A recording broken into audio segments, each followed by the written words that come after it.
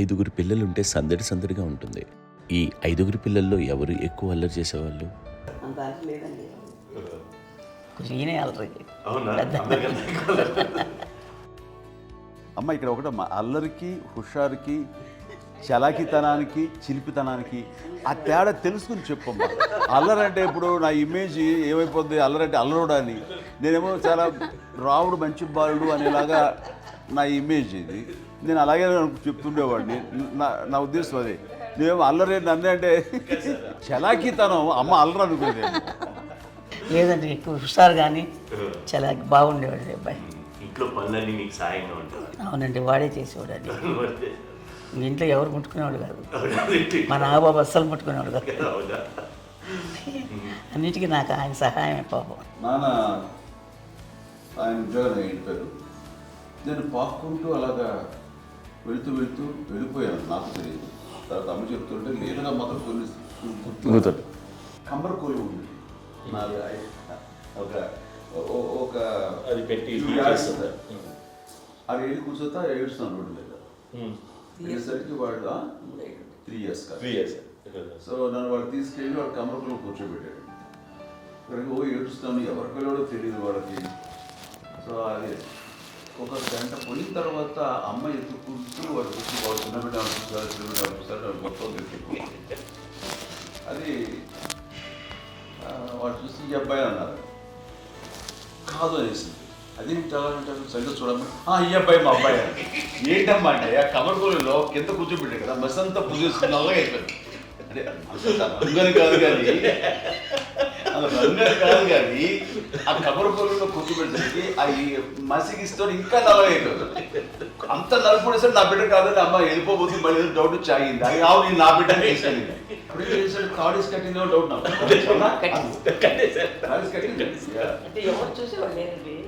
అమ్మేమో అల్లరి అనుకునేదండి, నాకేమో చిన్ననాటి మహాభాగవతం కృష్ణుడి క్యారెక్టర్ అనుకుంటాను. ఆయన మహానుభావులు అయ్యే వాళ్ళందరికీ ఆ లక్షణం ఉంటుందేమో చిన్నప్పుడు. కొన్నిదల కుటుంబ సభ్యులు మంచి రుచులను ఆస్వాదిస్తారని, మంచి భోజనాలని ఆనందిస్తారని అందరికీ తెలుసు. చిన్నప్పుడు వీరి ఆహారపు అలవాట్లు ఎలా ఉండేవి? ఇదేవి ఎగిరేవి ఇవి ఎవ్రీ డే 2 పూట్ల ఉండాలంట. మరి నాగబాబు పాపం ఏముంది, తిన్నట్టు ఇష్టం. మరి అన్ని రకాలుగా నాన్న కోసం చేసి పెడుతుంటే మరి తను ఇష్టపడక ఆ తర్వాత లేకపోతే కోపడక ఎలా ఉంటాడు చెప్పండి. 5గురు పిల్లలు అయినా అమ్మా నాన్నలు కొంతమంది పైనే ఎక్కువ దృష్టి పెడతారు.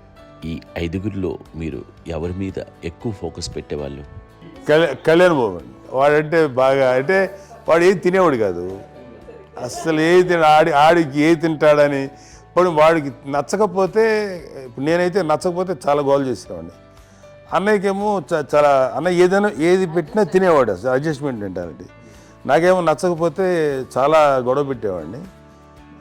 తిండి ఇది ఒక అన్నం, ఇది ఒక కూరలు అని వెళ్ళిపోయేవాడిని. అమ్మకు అమ్మతో తిట్టి నాకు వెజిటేరియన్ ఎలర్జీ ఉండేది, అంటే చిరాకు అనమాట. కళ్యాణ్ బాబు ఏంటంటే తనకి ఇష్టమైన ఫుడ్ ఉంటే తింటాడు సైలెంట్గా, బాగలేకపోతే సైలెంట్గా వెళ్ళిపోతాడు. అమ్మకి ఇదేమేంటారండి, వదిలేమో తన తింటాడు. అటు నిశ్శబ్దంగా నిరసన ప్రకటించేవాడు. దాంతో వాడి గురించి చాలా ప్రొటెక్టివ్గా చూసుకునేది అమ్మ. పైగా చిన్నప్పటి నుంచి కొంచెం వాడు వీక్గా ఉండేవాడు, అంత బలమైన ఇది కాదు. దాని తర్వాత కొంచెం అందుకని అమ్మ వాడిని స్పెషల్గా చూసుకునేది. వాడు స్పెషల్ కిడ్ అయ్యాడు ఇంట్లో. మీ అమ్మగారు మీ అక్క చెల్లెళ్ళకి ఇచ్చిన సలహా ఏంటి? అంటే ఇండిపెండెంట్గా ఉండమంటారు అమ్మ, ఎవరిని డిపెండ్ అవ్వద్దు, మీ పిల్లల్ని నువ్వే జాగ్రత్తగా నేర్చుకో, ఎవరినైనా చేయకు, డిపెండెంట్గా పెట్టద్దు అని ఆవిడ మాకు బాగా ఎప్పుడు ఎక్కువ చెప్తుండేది. నాకు కొంచెం టఫ్ టైమ్స్లో కూడా ఆమె నీ పాటి నువ్వే ఉండాలి, ఎవరి దగ్గర ఉండదు, ఎవరింట్లో ఉండదు, మా దగ్గర కూడా ఉండదు, నీ ఇద్దరి బట్టి నువ్వే ఉండాలి. అది కష్టం కదండి అట్లా చెప్పడం. చెప్పారు, చాలా తక్కువ చెప్పారు. బట్ నాకు అదే ఇచ్చే ధైర్యం. ఇండిపెండెంట్గా అట్లా ఒకరి దగ్గర ఉంటే నీ గౌరవం తగ్గిపోతుంది, ఎక్కడ ఉండదు. అది చాలా నాకు చాలా ఇన్స్పైరింగ్ ఉండేది అమ్మ మాటలు. అది ఇప్పుడు కూడా అది చాలా హ్యాపీగా అనిపిస్తుంది అని చెప్పింది. అంతే కదా, మనకి ఏదైనా రోగాలు వస్తే చేసేస్తాను దాన్ని మనమే. బట్ తగ్గించేవాళ్ళు కన్సర్న్ చూపించే డాక్టర్స్ ఒక్కొక్క కిత్తడి కింద ఉండొచ్చు, కానీ పోరాడాల్సింది మనమే. నాకు సార్ కొంచెం ఏదో ఒక డిప్రెస్డ్ ఇదేదో వస్తాయి ఫేస్ ఒకటి, నేనేదో ఇంకా మా అందరి నుంచి నేను సపరేట్ అయిపోయినట్టు ఒక సిచ్యువేషన్ వచ్చినప్పుడు అమ్మ నన్ను పట్టుకుని I'm there for you yes, ఎవరు నువ్వు అన్నా ఎస్ అన్న ఫ్రెండ్స్ కానీ ఎవరైనా సరే ఎప్పుడు కూడా అలోన్గా మటుకు అనుకోకు, నేను ఉన్నాను. ఆవిడ నన్ను పట్టుకొని ఇచ్చిన అఫెక్షన్ లేదా ఫీలింగ్ అసలు బలం అన్నమాట. ఇంకా ఏమన్నా చేయగలను నేను, పర్లేదు లైఫ్లో నాకు ఏదైనా సాధించగలను అని ఒక భరోసా తల్లి దగ్గర నుంచి రావడం అనేది నాకు ఎవరు అవసరం లేదనిపించింది. అంత స్ట్రాంగ్గా ఆవిడ support, very strong, very practical. అంత స్ట్రాంగ్ చేసింది నాన్న అని చెప్పండి. మా పిల్లల విషయంలో మేము కూడా మేబీ అంత స్ట్రాంగ్ కాదేమో, సెన్సిటివ్గా ఉంటాం, కానీ అమ్మ మాటలు చాలా స్ట్రాంగ్గా ఉండి మమ్మల్ని కఠినంగా ఇలాగే ఉండాల్సింది, ఇలా ఉండండి అప్పుడే మీరు నేర్చుకుంటారు. ఇక్కడ అమ్మ పాజిటివ్నెస్ గురించి ఇంకో మాట చెప్పాలి. అంటే తన బిడ్డలకే కాదు, ఈ రోజున మా రెండో పాప శ్రీజ కూడా తనకి లైఫ్ చిన్న SMS వచ్చింది. ఆ టైంలో కూడా తను ఏముందంటే అప్పుడు నాన్న దగ్గరికి వెళ్ళాను, తను ఇచ్చిన భరోసా, తను ఇచ్చిన మాట వెళ్ళలేని ధైర్యం వచ్చింది నాతో. నాన్నమ్మ దగ్గర ఎప్పుడు కూర్చోస్తాడు అప్పుడే పాజిటివ్ ఫీలింగ్ వస్తుందని నాతో షేర్ చేసుకుంటాను. తను మాతో చెప్తుంటే అనిపిస్తుంది కరెక్ట్. అమ్మ ఏం పర్లేదమ్మా, లైఫ్ అంటే ఒకరితోనే అయిపోదు, ఆ ఒక్కరి వల్ల వాళ్ళ ఇన్ఫ్లుయెన్స్ తోటో వాళ్ళు మన మీద నియంత్రించడం కానీ మన బాధల్ని వాళ్ళు చేయడం అవుతాం. జస్ట్ నువ్వు నీ గురించి నీ మనసులో ఏదనిపిస్తే నీ గుడ్ ఫీలింగ్ ఏది వస్తుందో ఆ ఫీలింగ్ ప్రకారం వెళ్ళిపోదు. అంటే ఆ జనరేషన్ పీపుల్ ఎక్స్పెక్ట్ అలా కాదు, ధైర్యం ఉండి అందరికీ ధైర్యం బాగా నూరుకొస్తారు. ఫాదర్ కూడా, మా నాన్నగారు కూడా అస్సలు ఎప్పుడు అనేవాడు, ఎప్పుడు మీరు పెట్టే చెయ్యి మీరు ఎప్పుడు పైన తప్ప తీసుకుని ఎలా ఉండకండి, చేతులు పెట్టుకొని అనే అట్లాంటివి చెప్తుండేవాళ్ళు. అందుకని మాకు ఇండివిజువాలిటీ మాకు బాగా ఎప్పుడు కూడా ఒకళ్ళని అడగడం అని, ఈవెన్ బ్రదర్స్ని అడగాలన్నా కూడా మాకు అది పడిపోయింది మైండ్లో, కొంచెం కష్టంగా ఉంటుంది. సో నాకు అంటే ఆవిడ మా అమ్మ ఏదన్నా కొంచెం డిప్రెస్ అయినా నేను చాలా ఎక్కువ అమ్మకి షేర్ చేసుకుంటే, అన్నయ్య కూడా లేడు. అన్నయ్య ఉన్నప్పుడు ఓకే, లేనప్పుడు నేనే ఎక్కువ షేర్ చేసుకున్నాను. బట్ ద బెస్ట్ థింగ్ మా అమ్మ దగ్గర నుంచి హగ్ అండి. ఈరోజు కూడా మా అమ్మని హగ్ చేసుకోకపోతే అంటే అది నాకు మా అందరిలోనూ, అంటే ఆవిడ పెద్ద చదువుకున్న వ్యక్తి కాదు, పెద్దగా బయటికి వెళ్ళి నా ఎక్స్పోజర్ కాదు, కానీ ఇవాళ అన్నయ్య కానీ విజయ, మాధవి, నేను, కళ్యాణ్ బాబు ఈ రోజుకి టుగెదర్గానే ఉంటాం. మేబీ మాకు కొన్ని విషయాల్లో నాకు మా మాధవ్కి డిఫరెన్స్ ఆఫ్ ఒపీనియన్స్ ఉండొచ్చు, మా చెల్లికి, మా అన్నయ్యకి అట్లా ఉండొచ్చు, ఉంటుందండి ఫ్యామిలీ అన్న తర్వాత. కానీ ద ఇన్విజిబుల్ బాండేజ్ మా అమ్మ ఇచ్చింది, ఆ లవ్ అండ్ ఎఫెక్షన్, హగ్, అవన్నీ ఆవిడ నాన్ వెర్బల్ అడ్వైజ్ ఏంటంటే అందరూ అలా కలిసి ఉండాలనేది ఆవిడ నుంచి మేము నేర్చుకోవాలి. అది ఇట్స్ ఇస్ నాట్ వర్డ్లీ, అది నోటి మాట కాదు, అది వెర్బల్గా కాదు, నాన్ వెర్బల్గా చెప్పినటువంటి ఇది. సో అందుకని అది మాకు గొప్ప, మేమందరం ఇప్పుడు అలా ఉండడానికి కారణం, అంత కలిసి ఉండడానికి కారణం, మెయిన్ కారణం మా అమ్మ అండి. అది సో అందరూ ఉండాలనేది మా అమ్మ అడ్వైస్. ఇప్పుడు కూడా నేను ఎప్పుడైనా ఏదైనా ఫీల్ అయినా, అన్నయ్య ఫీల్ అయినా, లేదు నాన్న అట్లా వదుకు, ఇట్లా ఉండండి, ఇట్లా ఉండి, ఇప్పటికీ చెప్తుంది. మేము ఎవరైనా ఎప్పుడైనా మా చెల్లితో గొడవపడ్డా అనుకోండి, నేను అట్లా అనకరా అని, ఎట్లాగా అన్న ఏమో లేదులేమ్మా, ఏదో అన్నాను కానీ ఫీల్ అవ్వకమ్మా, మేమందరం కలిసి, ఆవిడని అసలు టెన్షన్ పెట్టవండి మేము. సో అలా అది ఆవిడ నేర్పించింది, అలా కలిసి ఉండటం అనేటువంటి బాండేజ్ని ఆవిడ తన ఒక హగ్తో చెప్పింది. అన్నయ్య సినిమా చూడండి, జాదూకి చెప్పాను కూడా, అది మా అమ్మ దగ్గరే ఉందండి. శంకర్ దాదాలో చెప్తాడు చూడండి. ఇప్పుడు మోడ్రన్ వర్డ్స్లో చెప్పాలంటే మీ అందరికీ ఆవిడ ఒక వైఫై లాంటిది. Yes, you can say that. Yes.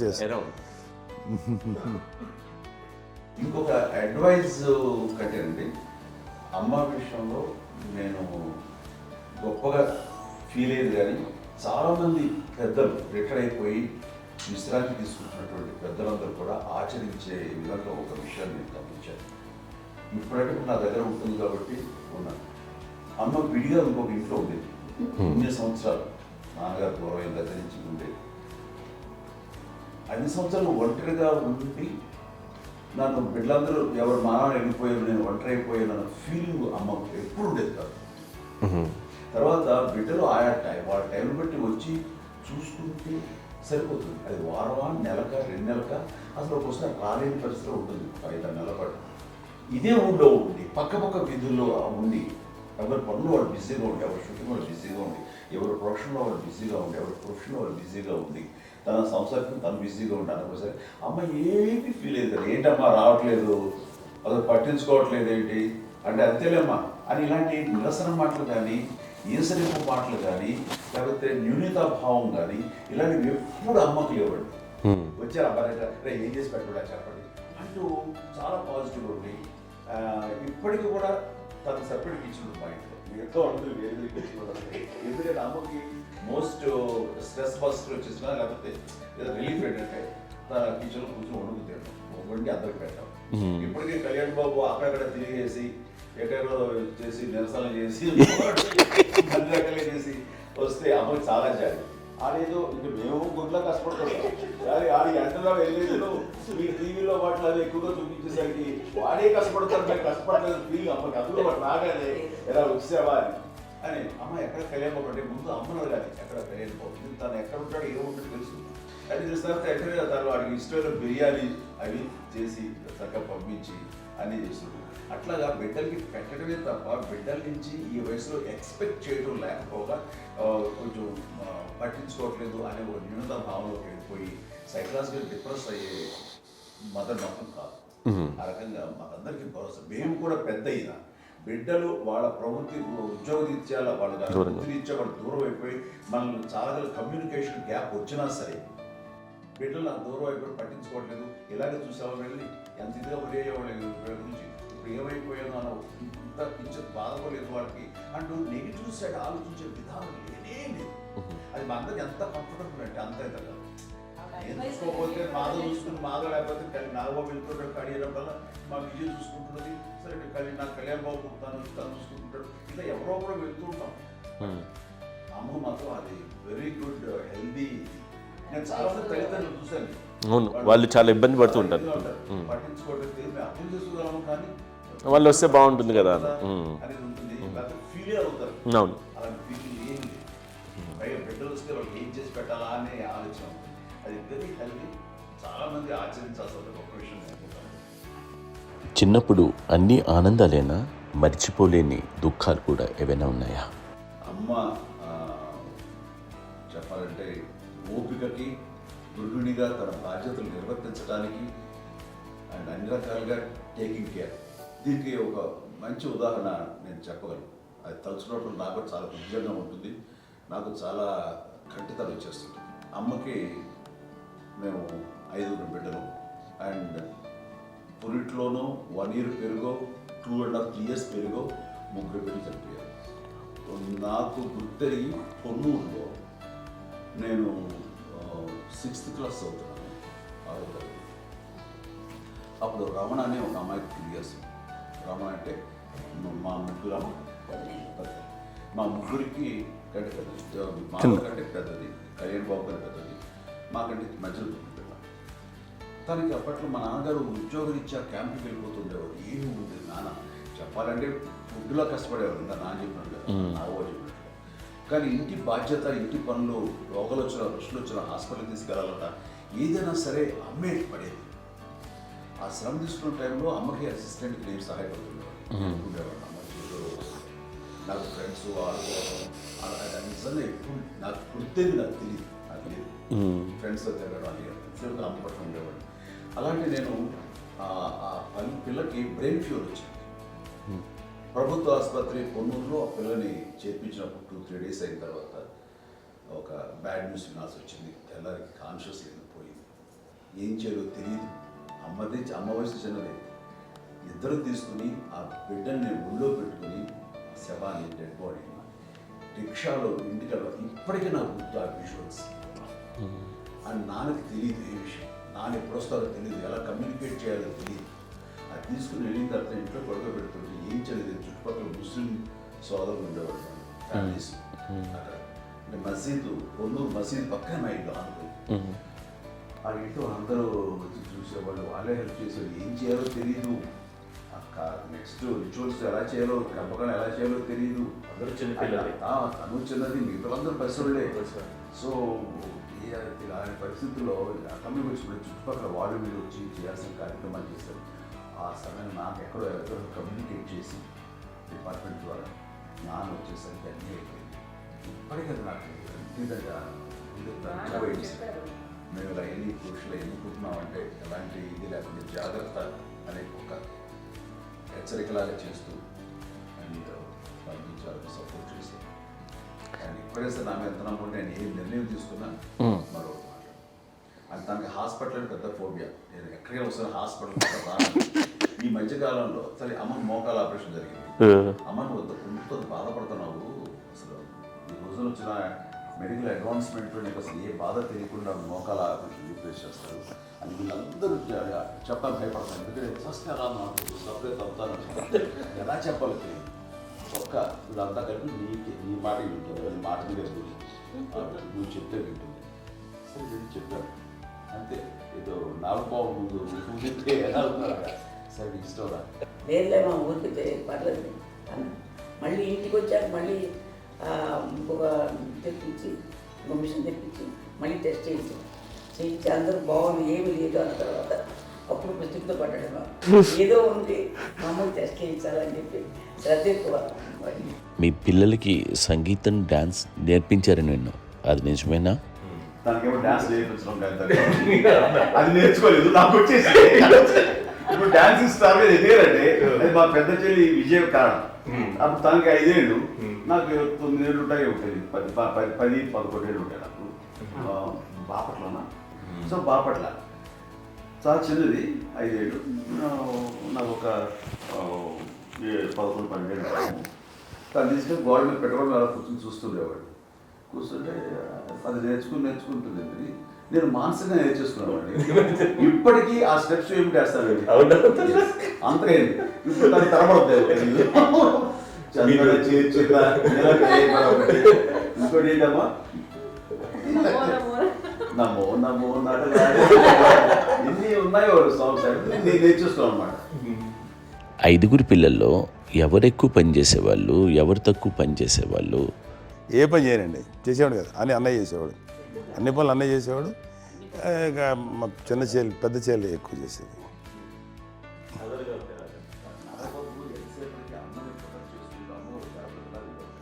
అదే అబద్ధం అండి. అది అన్నయ్య నన్ను గౌరవంగా మాట్లాడుతున్నాడు కానీ అన్నయ్య అవుట్ ఆఫ్ ప్రొటెక్షన్ మాట్లాడుతున్నాడు కానీ అవుట్ ఆఫ్ మాట్లాడుతున్నాడు కానీ అసలు ఎప్పుడు ఏ పని చేయలే.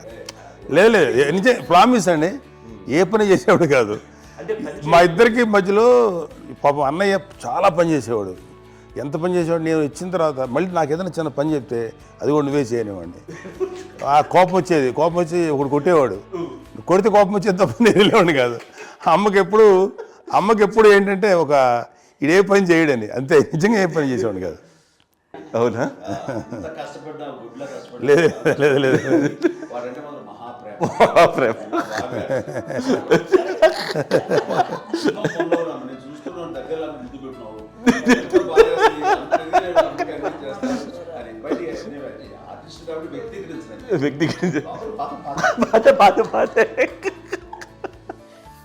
చిన్నది కాబట్టి చివరిది కాబట్టి తనంటే బుద్ధండి, నేను పెద్దోడు కాబట్టి నేను ఎక్కువ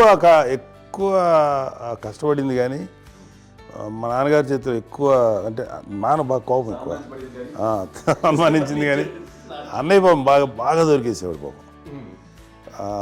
ఒకసారి అంటే మరి మాకే అనిపి ఏంటి ఇంత దారుణంగా ఉంది నాన్న మీద కోపం వచ్చేది నాకు.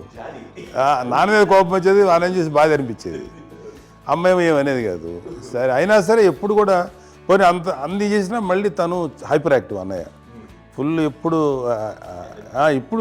ఇప్పటికీ ఉన్నాడు. ఇప్పుడు ఈ రోజు కూడా అదే అన్నయ్య same hyper active.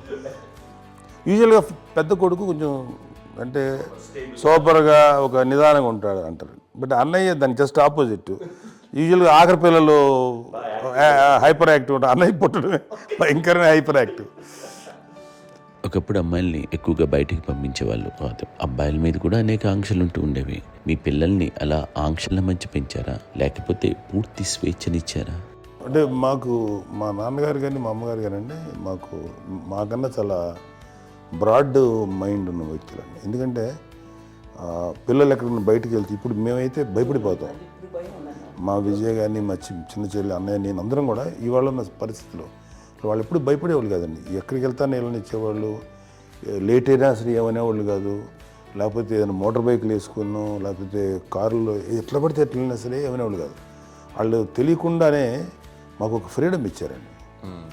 So that అదే ఆ ఫ్రీడంలో భాగమే అన్నయ్య కానీ ఇండస్ట్రీకి వెళ్ళాలంటే కూడా ఒక వ్యక్తి ఒక కొడుకు ఒక గొప్ప కెరీర్ని పర్సూ చేసుకుంటూ వెళ్తున్నప్పుడు నాన్నగాని అమ్మగానే ఓపెన్ మైండ్ తోటి అసలు నువ్వు వెళ్ళి నాన్న ఎంతకాలం వెళ్తావు నువ్వు ప్రయత్నించని చెప్పి అలా వదిలేశారండి. అన్నయ్య కూడా ఏంటంటే మోస్ట్ రెస్పాన్సిబుల్గా వెళ్ళి చాలా మేజర్ అమౌంట్ అన్నయ్యకి కూడా పెద్ద అమ్మకు వందలు ఇచ్చేది కాదు. కరెక్ట్గా ఆ ఇన్స్టిట్యూట్లో చదువుకునేటప్పుడు ఎంత ఇవ్వాలో కరెక్ట్గా ఇచ్చేది. తనకి ఎక్స్ట్రా ఖర్చు పెట్టుకుంటే అంటే అట్లా ఉండేది పరిస్థితి. అంతే కదా, అంత జాగ్రత్తగా అన్నయ్య కూడా అంత రెస్పాన్సిబిలిటీగా రెసిప్రోకేట్ అయ్యి చేసి అందువల్ల మా అమ్మ నమ్మకం మా అమ్మగారి మా నాన్నగారి నమ్మకాన్ని ఎప్పుడు అది పాటు ఇంత నమ్మకానికి 10 times ఇచ్చాడు. ఏ వయసెస్ వైపు కానీ ఏ అలవాట్ల వైపు కానీ ఎందులో ఇండల్జ్ అవ్వకుండా నాకు నేనుగా నియంత్రించుకుంటూ సరైన మార్గంలో వెళ్ళేలాగా నాకు వెళ్ళడానికి లోపల ఆ స్ట్రాంగ్ థాట్ అడగగానే వాళ్ళు రెసిస్ట్ చేస్తే ఇచ్చానని ఆపేశారు అని ఏదో చిన్న రిలక్టెంట్ ఫీలింగ్ ఉంటుంది. వాళ్ళ మీద చిన్న కోపం నిరసన ఉండేది. వాళ్ళు అలా లేకపోవడానికి వాళ్ళు వెంటనే అడిగిన వెంటనే జాగ్రత్త అనే నిర్ణయం ఉండేది. కానీ జాగ్రత్త అని హెచ్చరిక చేయడంతో నాకు మరింత బాధ్యత తిరిగి గుర్తు తిరిగి నేను నడుచుకుంటూ వెళ్ళాను. కాబట్టి అది నాకు ప్లస్ అయింది వాళ్ళ దగ్గర. అంటే మదర్ అంటే తల్లి అనే కాదు, మదర్ ఫిగర్ ఎవరిచ్చినా సరే అది నానైనా తల్లితో సమానం అనుకుంటాను. నాకు చెప్పినట్లుగా అట్లాగా అలిసిపోయి వచ్చిన నాకు కాళ్ళు నొక్కుతుంటే నాకు భయం వేసేసేది. ఆ తర్వాత పడుకో అది గదవాయించేవాడు, అది కూడా కోపం. అంటే ఉదాహరణ అంటే మళ్ళీ అది నాకు తిడతారు, ఎందుకు కాదు పడుకుని ఎక్కడ నిద్ర వస్తాయండి నాన్న అంటే. సో ఆ రకంగా నాన్న తన ప్రేమ చూపిస్తుంటాను. ఆ తర్వాత గోండా టైప్లో కూడాను నేను ట్రైన్ కింద వెళ్తుంటే నాన్న అక్కడే ఉన్నారు, రాజమండ్రి దగ్గర ప్రాంతంలో. ఆయన చాలా కోపం చేస్తుంది, ఇలాంటివి చేస్తుంటావు నువ్వు, ఏదైనా అయితే ఏంటి అది చెప్పి. ఏం పర్లేదన్నా ఏమవుతుందో అన్ని రకాల సేఫ్టీ అన్ని రకాల జాగ్రత్త చూసుకున్నాం. ఈ రోజు ఉన్నది సేఫ్టీ అప్పుడు లేదు. అయినా సరే రేపు పొద్దున నీ కొడుకులు ఇలాంటి పరిస్థితుల్లో నీకు తెలిసి వస్తారు అప్పుడు అనేవాడు. ఎన్నిసార్లు అనేవాళ్ళు నాకు నిజంగానే మగధీర టైంలో గుర్ర వ్యక్తుని ఆ రోడ్డు మీద పడిపోయాడు అని అన్నప్పుడు నాకు ఆ ఫస్ట్ టైం ఆ ఫీలింగ్ కలిగింది. అలాగే పీటర్ హెయిన్స్ అనేవాడు ఫస్ట్ మగధీరలో జంప్ చేస్తారు, మోటార్ బైక్ జంప్ చేసినప్పుడు ట్రైల్లో పీటర్ హెయిన్స్ అంత హైట్ నుంచి 20 feet 25 feet హైట్ నుంచి పడిపోయి మొత్తాన్ని బోన్స్ని ఎరగొట్టుకుని వాడు 7 నెలలు వాడు ఇరప్పుడు హాస్పిటలైజ్డ్. అది వీడైతే ఏమో తలుచుకుని భయం వేసేసేది. అప్పుడు నాన్న గుర్తుకొచ్చేవాడు, ఓహో వాళ్ళ టెన్షన్ ఇంతే లేదు, మనకి మన కొడుకు వస్తే తెలియదు ఈ మాట నాన్న ఎప్పుడు అన్నారని అనిపిస్తుంది. Sweet memories my. అత్త కోడళ్ళ మధ్య అనుబంధం ఎలా ఉంటుంది? సురేఖ్ గారితో మీకున్న అనుబంధం గురించి చెప్తారా? మాకండి కోడలు కాదండి, నా కూతురండి. అంత బాగుంటాం మేమిద్దరం కూడా.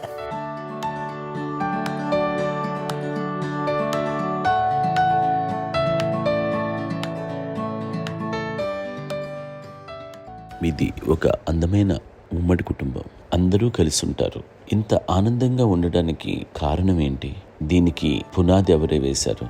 మా నాన్నగారి క్వాలిటీ నేను ఎగ్జాంపుల్ చెప్పగలను. అమ్మ వాళ్ళ ఇంట్లో పెద్దది, వాళ్ళ నాన్నగారు అంటే మా తాతయ్య గారు ప్రొహిబిషన్ డిపార్ట్మెంట్లో సిఐగా ఎస్ఐగా చేశారు. ఏదో మా ఇన్స్పెక్టర్ సిఐ చేసి ఆయన కాలం చెందారు. చాలా ఎర్లీగా 48 years చచ్చిపోయారు. 40 చచ్చిపోయారు. 40 దాదాపు 40 సరిపోతే ఆయనకి అప్పటికి అమ్మ కాకుండా 4 బిడ్డలు. అమ్మ తర్వాత అబ్బాయి తర్వాత 3 ఆడపిల్లలు. వాళ్ళు ఏంటంటే రాకరావడి నాగోప కంటే కూడా చిన్నవాడు. అది ఆ వయసు అంత చిన్నవాడు. అమ్మ మా పిన్నమ్మలు నాకంటే చిన్నవాడు. అలాంటి పిన్నమ్మల్ని ఆయన వీళ్ళ నాగ చనిపోయిన తర్వాత తన ఫ్యామిలీ అంతగా నాన్న పెంచారు.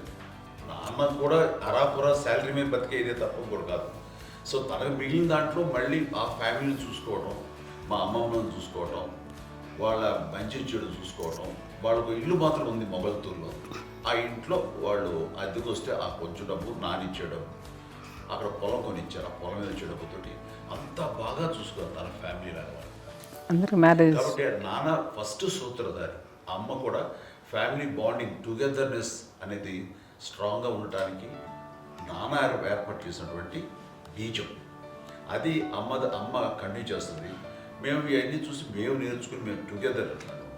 అందునే we are very rich in terms of emotional bonding. ఇప్పటికే ఎవరికి ఏ కష్టం వచ్చినా, ఎవరికి ఏది ఇబ్బంది వచ్చినా సరే మొత్తం అందరం గురిపోతాం. ఏ లెవెల్గా వెళ్ళిపోయి మోర్ సపోర్ట్ చేస్తాం. అండ్ వీ డోంట్ ఎక్స్పెక్ట్ ఇంకా అంతకుమించి ఏముంటుంది. ఒకరినొకరు భరోసా. అది మా ఫ్యామిలీ మేము వెరీ స్ట్రాంగ్ అని చెప్పాలి. పెద్దవాడు కాబట్టి అవకాశం నాకు వచ్చింది కాబట్టి అమ్మ, ఇది ఎప్పుడు ఎవరు కొన్ని విషయాలు నాగబాబు సపోర్ట్గా ఉంటాడు. నాగబాబు ఉండి వాడు ఉంటాడు భరోసా. అలాగే ఆడపిల్లలు మీ అందరిలోనూ అమ్మని ఎవరు ఎక్కువ జాగ్రత్తగా చూసుకుంటారు? ఎందుకంటే ఎగ్జాక్ట్లీ మేము కూడా గమనించలేని సున్నితమైనటువంటి ఇష్యూస్ లైక్ హెల్త్ విషయం కానీ, అమ్మ మూడు కానీ, అన్నయ్య ఎంత క్యాజువల్ ఎంత బిజీ ఉన్నా ఒక అమ్మాయి ఉంటుంది. అలాగే చాలా చిన్న చిన్న విషయాలు కూడా చాలా మెడికల్ ఇంట్రెస్ట్. అందుకని మాకు అన్నయ్య ఉన్నాడు, అన్నయ్య దగ్గర ఉంది అమ్మ అంటే ఇంకా ఎక్కువ రిలాక్స్ అయ్యాను. అన్న దగ్గరికి వచ్చాక మేము అందరం చాలా కంఫర్ట్ అయిపోయాం. ఎప్పుడు ఎవరు కొన్ని విషయాలు నాగబాబు సపోర్ట్గా ఉంటాడు. నాగబాబు ఉండి వాడు ఉంటాడు భరోసా.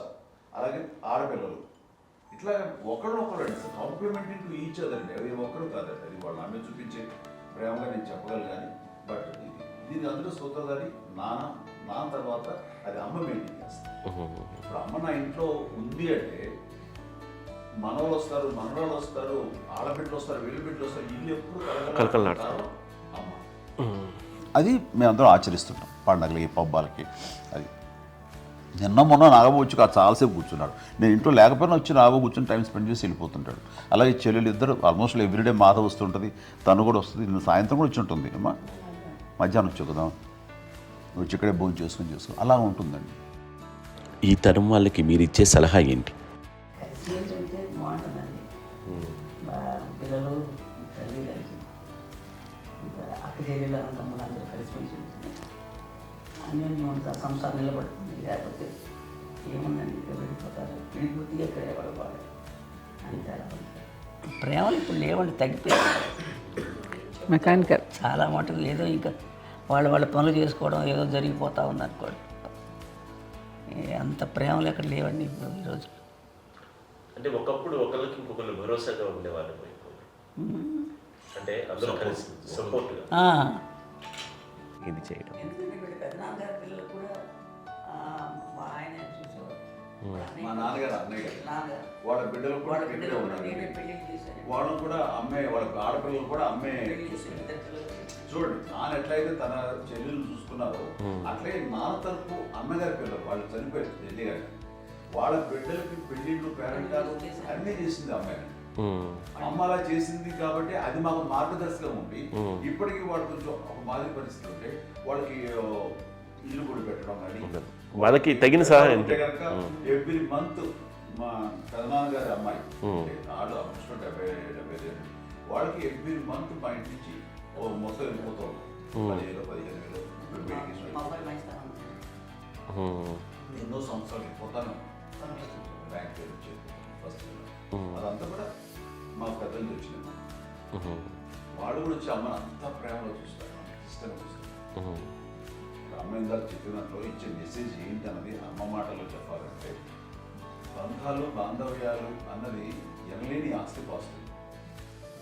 సో ఎలాగైతే డబ్బు ఎంత సంక్రమించింది, ఎన్ని ఆస్తులు వచ్చాయి ఫిజికల్గా అనే దాని మీద కంటే కూడా ఇవి ఆస్తిగా తీసుకుంటూ దీన్ని విలువ ఎరిగి గుర్తెరిగి దాని ప్రభావం తెలుసుకుని అది కనుక మనం ఇచ్చిపుచ్చుకుంటే ఫ్యామిలీలో అంటే దాన్ని మించినటువంటి గొప్ప సంపద ఉండదు.